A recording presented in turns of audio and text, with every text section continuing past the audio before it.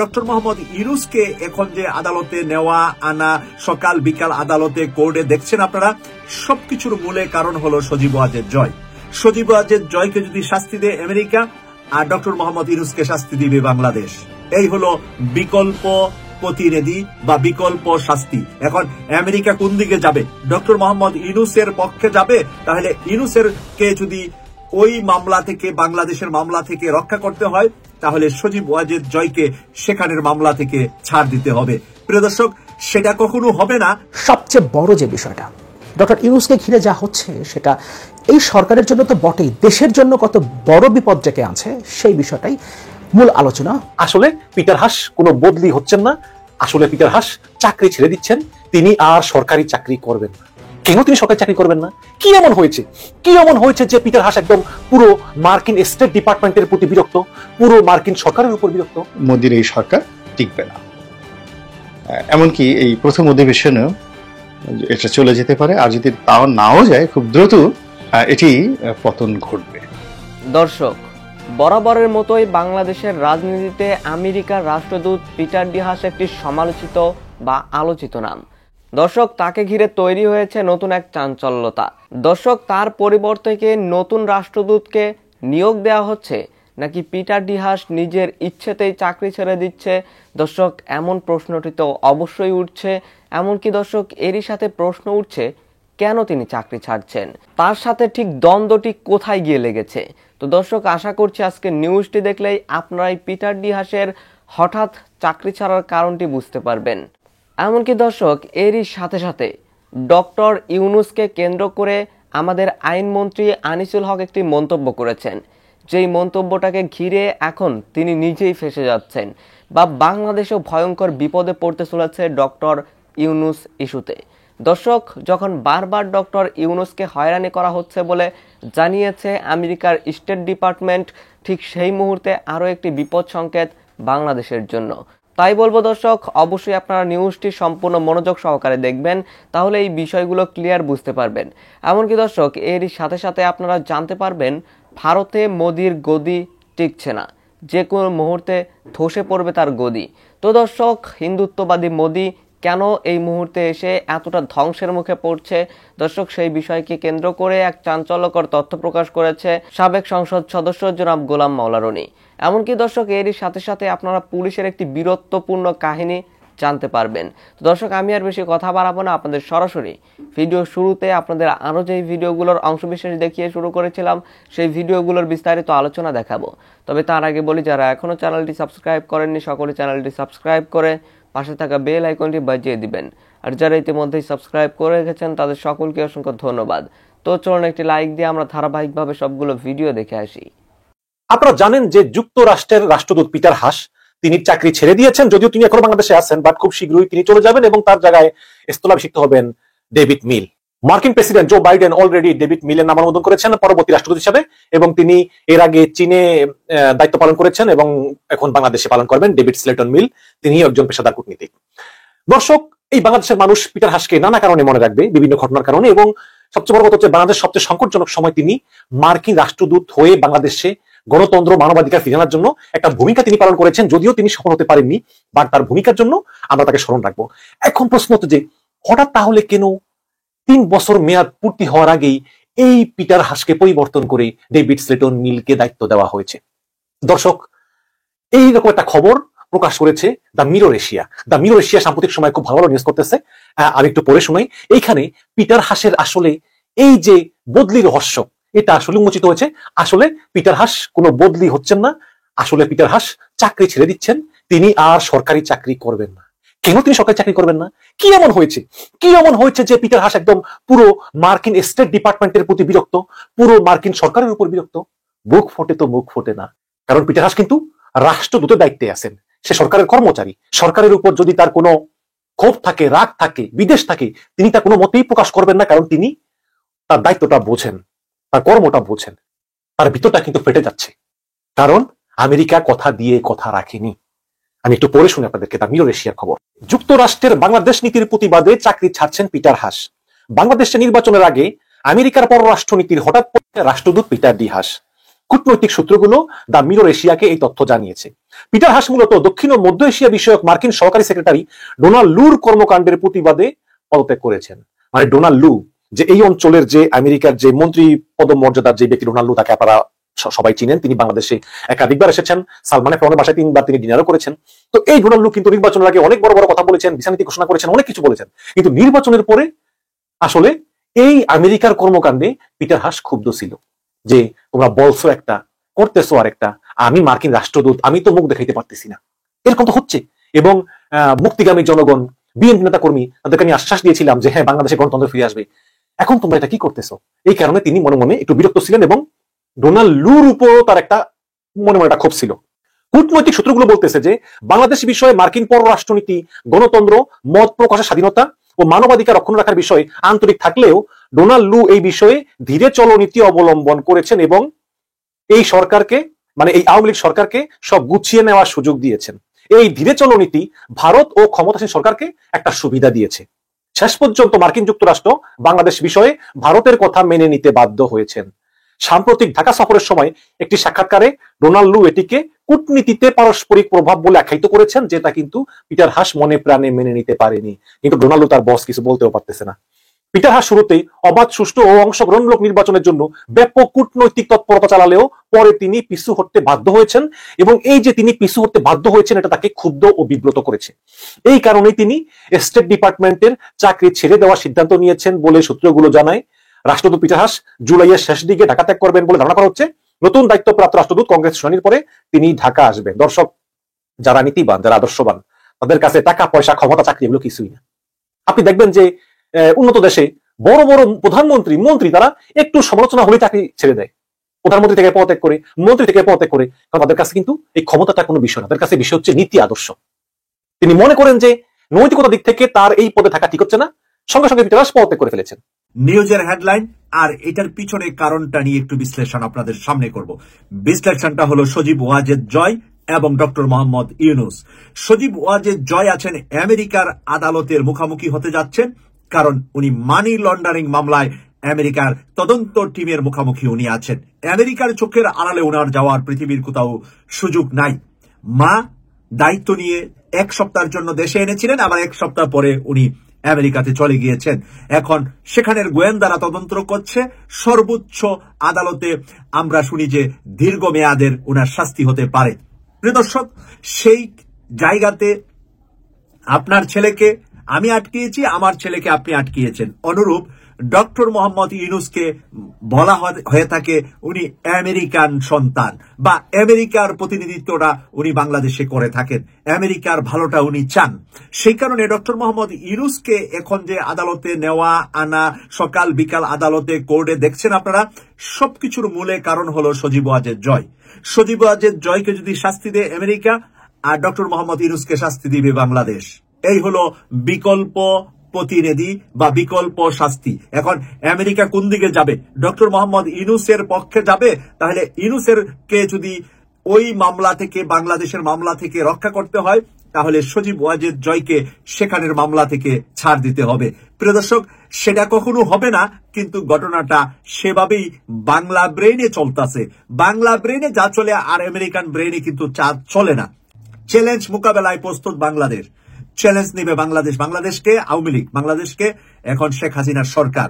স্বচ্ছ ও ন্যায় সম্মত আইনি প্রক্রিয়া অনুসরণের আহ্বান যুক্তরাষ্ট্রের। স্বচ্ছ ন্যায় সম্মত কাজ যেন হয়। আন্তর্জাতিক পর্যবেক্ষণে ডক্টর মোহাম্মদ ইউনূসের বিচার। ডক্টর মোহাম্মদ ইউনূসের বিচারটা এখন আন্তর্জাতিক পর্যবেক্ষণে চলে গিয়েছে। শ্রম আইন মামলায় একটি মামলায় দণ্ডিত হওয়ার পর খুব দ্রুত বিচারের দিকে এগিয়ে নেওয়া হচ্ছে নোবেল বিজয়ী প্রফেসর ডক্টর মোহাম্মদ ইউনূসের বিরুদ্ধে দায়েরকৃত দুর্নীতি ও অর্থ পাচার মামলাটি দ্রুত গতিতে আগানো হচ্ছে। কারণ হলো আমেরিকাতে আবার দ্রুত গতিতে ওনার ছেলের মামলা আগাচ্ছে। সজীব ওয়াজেদ জয়ের মামলা ওদিকে ওরা দ্রুত না, ওরা স্লোলি করছে, কিন্তু কয়েক বছরে এটার একটা কাছাকাছি সময়, রায়ের কাছাকাছি সময় আদালতের প্রস্তুতি চলছে। তো সেই কারণে বাংলাদেশে তড়িঘড়ি করে ডক্টর মোহাম্মদ ইউনূসকে সেই মুখামুখি মানে জেল দেওয়ার জন্য, দীর্ঘমেয়াদী জেল, শর্ট মেয়াদী জেল, মানে আমেরিকাতে ছেলের যা হবে ডক্টর মোহাম্মদ ইউনূসের তা হবে। এটা হলো বাংলা রাজনীতি। সবচেয়ে বড় যে বিষয়টা, ডক্টর ইউনূসকে ঘিরে যা হচ্ছে সেটা এই সরকারের জন্য তো বটেই, দেশের জন্য কত বড় বিপদ ডেকে আনছে সেই বিষয়টাই মূল আলোচনা।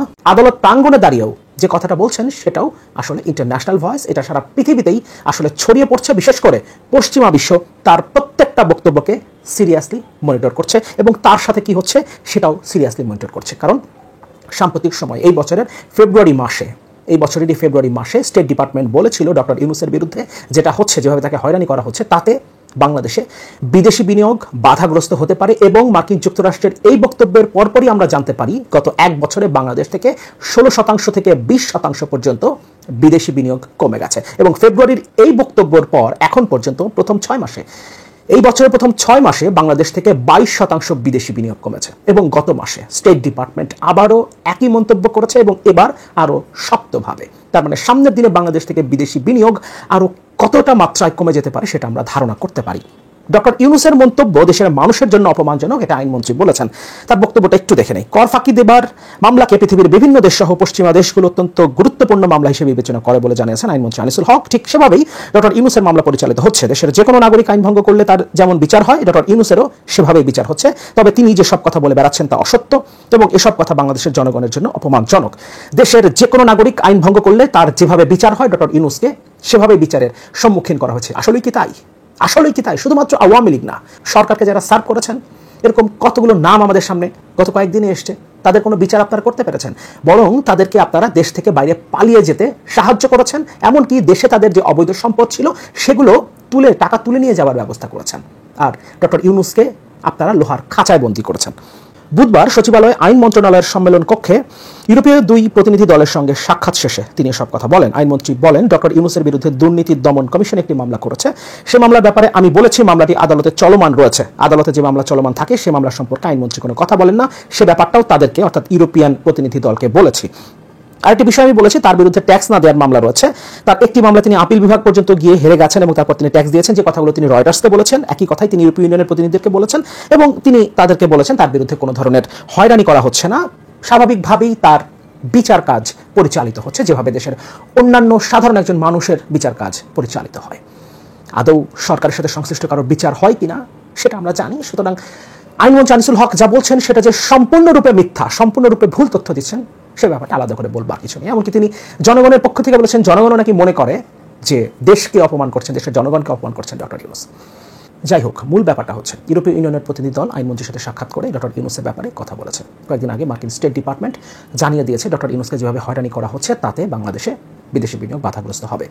এবং একই কথা যখন ফেব্রুয়ারি মাসে বলেছিল তারপর তার ইফেক্ট আমরা দেখেছি। এবং বাংলাদেশের এই মুহূর্তে রিজার্ভ $12 বিলিয়ন ঘরে এবং IMF-এর সামনের কিস্তিগুলো বাংলাদেশ পাবে কিনা, সামনের কতগুলো কিস্তি আসলে তারা আদায় করতে পারবে IMF-এর কাছ থেকে সেটা নিয়ে যথেষ্ট সন্দেহ আছে। কারণ রিজার্ভের যে লক্ষ্যমাত্রা IMF ঠিক করে দিয়েছে সেটা অর্জন করতে পারেনি এখন পর্যন্ত, কোনোবারেই তারা পারেনি, কোনো দফাতেই তারা পারেনি। কিন্তু তারপরেও IMF বারবার সেটা কমিয়ে দিয়েছে। কিন্তু এবার কমানোর পর যেটা করেছে সেটাও আসলে বাংলাদেশ কোনোভাবেই অর্জন করতে পারবে না। সুতরাং সামনের দিনে IMF-এর ঋণ বাংলাদেশ পাবে কিনা, ঋণের পরবর্তী কিস্তিগুলো বাংলাদেশ পাবে কিনা সেটা নিয়ে যথেষ্ট সন্দেহ আছে। পাশাপাশি ঋণের কিস্তি পরিশোধের চাপ আসছে, ভয়ঙ্কর রকম চাপ আসছে। কারণ শুধুমাত্র সুদ পরিশোধের জন্য আমরা 1,13,000 কোটি টাকা রেখেছি এই বছর। সামনের বছর থেকে আমাদেরকে মূল টাকা পরিশোধ করতে হবে, তখন প্রায় 2 লাখ কোটি টাকা হয়তো আমাদেরকে রাখতে হবে শুধুমাত্র ঋণের কিস্তি পরিশোধ করবার জন্য। সুতরাং দেশের অর্থনীতি পুরোপুরিভাবে ধ্বংস হয়ে যাচ্ছে, ধসে পড়ছে। এই পরিস্থিতিতে যদি বাংলাদেশে বিদেশি বিনিয়োগ বাধাগ্রস্ত হয়, এবং সেটার আলামত তো আমরা দেখেছি মার্কিন স্টেট ডিপার্টমেন্টের বক্তব্যের পর সেটার আলামত আমরা দেখেছি। সুতরাং ডক্টর ইউনূসকে নিয়ে এভাবে সরকারের এই খেলা সরকারের জন্য তো বটেই, দেশের সাধারণ মানুষের জন্য, দেশের জন্য, দেশের অর্থনীতির জন্য কোনোভাবেই মঙ্গলজনক নয়। মোদির এই সরকার টিকবে না। এমনকি এই প্রথম অধিবেশনেও এটা চলে যেতে পারে, আর যদি তাও নাও যায় খুব দ্রুত এটি পতন ঘটবে। এটি সবাই একবারকে বলার চেষ্টা করছে। কেন? মূল কারণ হলো যে সত্যিকার অর্থে মোদির মধ্যে কিন্তু এরকম ম্যাজিক্যাল কিছু নেই, তার লেখাপড়া ভালো না, তিনি খুব সাধারণ পরিবার থেকে আসছেন। যেমন আপনি দেখুন রাহুল গান্ধী, একটা গান্ধী পরিবারের লিগেসি ঐতিহ্য রয়েছে, তার সঙ্গে এডুকেশন রয়েছে, তারুণ্য রয়েছে। প্রিয়াঙ্কা গান্ধী, তার কথা চিন্তা করেন, রাজীব গান্ধীর কথা চিন্তা করেন, কিংবা অতীতে অটল বিহারী বাজপেয়ীর কথা চিন্তা করেন, ইভেন আইকে গুজরালের কথা চিন্তা করেন। ইন্ডিয়ান পলিটিক্সে অতীতে যারা পররাষ্ট্রমন্ত্রী হয়েছেন, প্রধানমন্ত্রী হয়েছেন, অর্থমন্ত্রী হয়েছেন, তাদের সবারই একটা বিরাট ঐতিহ্য রয়েছে। তো সেই দিক থেকে মিস্টার নরেন্দ্র মোদীর যে সাকসেস, সেটি হলো গুজরাটের মুখ্যমন্ত্রী হিসেবে তার সঙ্গে মমতা ব্যানার্জির তুলনা করা যেতে পারে, লালু প্রসাদ যাদবের তুলনা করা যেতে পারে, নীতিশ কুমারের তুলনা করা যেতে পারে। তো এরকম অরবিন্দ কেজরিওয়ালের সঙ্গে তুলনা করা যাবে না, কারণ তিনি একজন ইঞ্জিনিয়ার, অত্যন্ত শিক্ষিত এবং মানে আইসিএস অফিসার, আইসিএস কর বিভাগে তিনি চাকরি করতেন। আর সেখানে নরেন্দ্র মোদী লেখাপড়া কোন পর্যন্ত করেছেন এটি নিয়ে নানা রকম বিতর্ক রয়েছে। কিন্তু তিনি চা বিক্রি করতেন, ফুটপাতে কাটাতেন, খাবার পেতেন না ঠিকমতো। এই অভাব এবং দারিদ্রতার কারণে তার যে হীনমন্যতা, সেই হীনমন্যতা তিনি আক্রান্ত হয়ে তিনি টাকার কাছে নিজেকে জলাঞ্জলি দিয়েছেন। এই যে আদানি আম্বানি, এদের সাথে তার যে সখ্যতা, এই অলিগার শ্রেণীর যে তিনি যাকে বলা হয় তিনি তাদের খপ্পরে পড়ে গিয়েছেন, এটি হলো তার দারিদ্রতার কারণে, অভাবের কারণে, হীনমন্যতার কারণে। ফলে টাকা দেখলে তিনি পাগল হয়ে যান। এটা সাইকোলজি। আপনি যত বড় রাজা বানায় দেন না কেন, পুরো যুব জন্মে সে চোর ছিল, ডাকাত ছিল, দরিদ্র ছিল, কিন্তু রাজা হওয়ার পরেও সে দেখবেন যে নিজের রাজকোষ থেকে সে চুরি করেছে। এটা ইতিহাস বলে। কিন্তু রাজা যদি ওইভাবে মুঘল সম্রাট আকবরের মতো হন, ইন্দিরা গান্ধীর মতো হন, জন এফ কেনেডির মতো হন, কিংবা একক ব্যক্তি হিসেবে যদি সুপারম্যান ধরেন, সেখানে আব্রাহাম লিঙ্কনের মতো হন, কিংবা নেলসন ম্যান্ডেলার মতো হন, ফলে কি হচ্ছে, এই যে নিজের যে দুর্বলতা, নরেন্দ্র মোদীর যে দুর্বলতা, এ থেকে ঢাকানোর জন্য তিনি দেবতা সাজার চেষ্টা করছেন, প্রতিমা বানিয়েছেন, নিজেকে অবতার বানানোর চেষ্টা করেছেন, এবং এই কাজ করার জন্য ধর্মকে ব্যবহার করেছেন। এবং এই সেম কাজটি কিন্তু প্রাচীন মিশরে ফেরাউনরা করত। মানে জনগণ যাতে তাদের কর্ম নিয়ে কোনো প্রশ্ন করতে না পারে, এই জন্য তাদের ওরা বলতো আমরা হলাম আমন দেবতার বংশধর, সন্তান, আশীর্বাদ পুষ্ট। এমন কথাও তারা বলতো যে তাদের যে তখন 1 নম্বর যে গড প্রাচীন মিশরীদের, দেবতা আমন। তো দেবতা আমন এসে ওই ফেরাউনের মায়ের সঙ্গে তার দৈহিক সম্পর্ক হয়েছে, ফলে সেই আমনের ঔরসে তার জন্ম হয়েছে। এই প্রচার পর্যন্ত তারা করতেন কেবলমাত্র জনগণের মাত্রাতিরিক্ত ভক্তি এবং শ্রদ্ধা আদায় করার জন্য। এবং তারা মাঝে মধ্যে নিরুদ্দেশ হয়ে যেতেন। অর্থাৎ নরেন্দ্র মোদী এখন যে কাজগুলো করছেন, আপনি সেই যে অনেকগুলো সিনেমা হয়েছে, তারপরে ওল্ড টেস্টামেন্টের অনেকগুলো সিরিজ হয়েছে, জেনেসিসের অনেকগুলো পর্ব হয়েছে, সেখানে আপনি দেখতে পারবেন যে সেখানে এই প্রাচীন ফেরাউনরা কিভাবে দেবত্ব প্রমাণ করার জন্য চেষ্টা করেছেন। ঠিক নরেন্দ্র মোদী কিন্তু এই গত 6-7 বছর ধরে ঠিক সেই চেষ্টাটাই করেছেন। তিনি প্রথমবার অযাচিতভাবে, অভাবিতভাবে হলেন, এরপরে 2-3 বছর তিনি ভালো করলেন, এরপরই তার দুর্বলতা প্রকাশ হতে শুরু হলো। এবং যখনই তিনি দুর্বল হয়ে পড়লেন কথায়, আচরণে, শিক্ষা দীক্ষা এবং প্রতিপক্ষরা নিয়ে যখন তাকে ঠাট্টা মশকরা করা শুরু করলো, তখন তিনি আমজনতা মানে সাধারণ পাবলিকের মধ্যে ঢুকে পড়লেন দেবতার রূপে। এবং অনেক পাবলিক মনে করতো যে না, সে আসলেই দেবতা, কৃষ্ণের বংশধর কিংবা রামের বংশধর, এরকম মনে করতো। এবং তিনি যে গরু পূজা করছেন বা অন্য যা কিছু করছেন, সবই মানে কৃষ্ণের ইচ্ছায়, বা তাদের যে দেবতা দেবরাজ ইন্দ্রের ইচ্ছায়, কিংবা শিবের ইচ্ছায়, এরকম কথাবার্তা চলছিল। এবং তিনি সুপারম্যান হিসেবে নিজেকে প্রমাণের জন্য একবার যোগা করেন, মানে যোগব্যায়াম করেন, আবার ওটা করেন। তো সব মিলিয়ে তিনি এই যে নির্বাচনটি, এই নির্বাচনের আগে তার মধ্যে একটা বিশ্বাস জন্ম নিয়েছিল যে তিনি মানুষকে বোঝাতে পেরেছেন, তিনি মানুষের হৃদয়ে স্থান নিতে পেরেছেন, এবং তিনি সত্যিকার অর্থে দেবতা হয়ে গেছেন। এই জন্য তিনি বলে ফেলেন যে এবার কাবাদ 400 সিট লাগবে, 400 সিটের বেশি তাদেরকে পেতে হবে। তো সেই অনুযায়ী তার কনফিডেন্ট, সে অনুযায়ী তার কথা, সে অনুযায়ী তার ঠাট্টা মশকরা টিটকারি সব কিছু চলছিল। তো রেজাল্ট যেটা হলো, সেটা যদি একটা স্বাভাবিক যদি সুপারম্যান তিনি না হওয়ার চেষ্টা করতেন বা এত বাড়াবাড়ি না করতেন, এটা মোটামুটি একটা বিজেপির 3 টার্মের জন্য ইটস ওকে। সারা দুনিয়াতে এখন খুব খারাপ অবস্থা, সেখানে তিনি যে ভোট পেয়েছেন এবং যিনি যে সিটগুলো পেয়েছেন, এটা একেবারে নট ব্যাড। কিন্তু যেহেতু তার এক্সপেকটেশনটা একেবারে আকাশের চূড়ায়, আর তিনি নেমে এসেছেন সেই অর্থে মাটিতে, ফলে আকাশ এবং মাটির যে রশি টানাটানি, এই রশি টানাটানিতে তার গলায়, নাকে, হাতে রশি যারা পরিয়েছে, তারা রাজনীতিতে অত্যন্ত দক্ষ। দর্শক, আমি আশা করছি আপনারা সকলেই অত্যন্ত মনোযোগ সহকারে সম্পূর্ণ ভিডিওটি দেখেছেন। এমনকি দর্শক, যদি এই ভিডিওগুলো সম্পর্কে আপনাদের কোনো মতামত থেকে থাকে, তাহলে তো অবশ্যই জানাবেন। দর্শক, নিউজটি শেষ করছি এখানেই, ফিরছি পরবর্তী নিউজে নতুন কোনো টপিকে। আল্লাহ হাফেজ।